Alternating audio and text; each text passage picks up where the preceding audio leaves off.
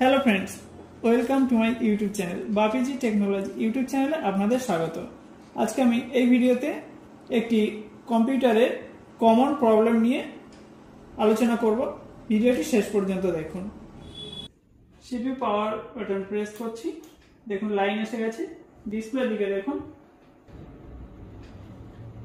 এই ধরনের অপশন আসছে, একটু লক্ষ্য করুন।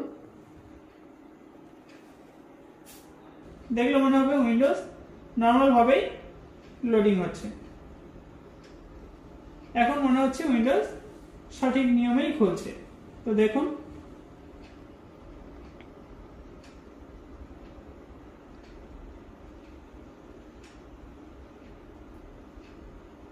দেখুন এখানে একটি অপশন চলে আসবে। এখানে your PC run into a problem and need to start. দেখুন এখান থেকে আবার স্ক্রিন চলে গেল, আবার লোডিং শুরু হয়ে গেছে, সেই আগের অপশন আবার এসে গেছে।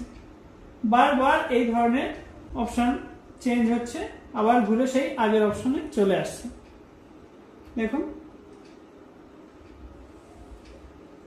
আগে এই ধরনের অপশনগুলো একবার এসেছিল, একবার রিস্টার্ট হবে, সঙ্গে সঙ্গে আপনি ডিলিট কি প্রেস করুন। ডিলিট কি প্রেস করে সেটআপ ইউটিলিটিতে চলে আসুন। বায়োস সেটআপের মধ্যে এসে এখানে এই ধরনের প্রবলেম হার্ডওয়্যার থেকে হতে পারে, আবার সফটওয়্যার থেকেও হতে পারে। বায়োসের মধ্যে যে বিভিন্ন অপশনগুলি রয়েছে, এখানে কোনো অপশন যদি আমাদের ভুল সেটআপ হয়ে থাকে, সে কারণেও উইন্ডোজ সঠিকভাবে খুলতে পারবে না, এই ধরনের সমস্যা আসতে পারে। তো এখানে আমরা চেষ্টা করব অপশন থেকে যদি ঠিক করা যায়, আর যদি অপশন থেকে ঠিক না হয় তাহলে হার্ড ড্রাইভ প্রবলেম করছে ধরতে হবে। তো দেখা যাক অপশন অনুযায়ী আমরা এখানে সেটআপ থেকে ঠিক করতে পারি কিনা। এখানে যাব অ্যাডভান্স অপশনে, অ্যাডভান্স থেকে চলে যাব shutter configuration.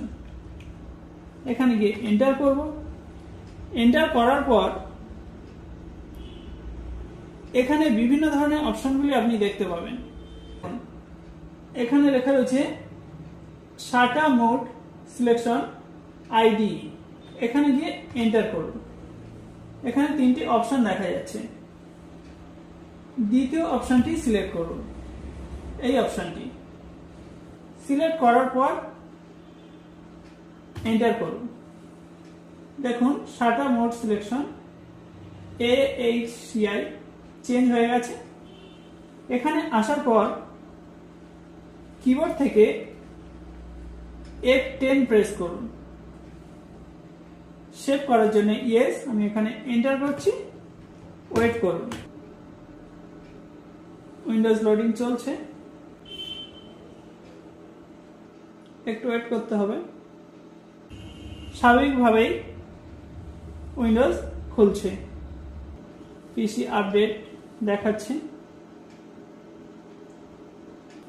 All your files, আর এই যে অপশনটি চলে এসছে, এই ধরনের অপশনটি আসবে, ওয়েট করবেন। Let's start.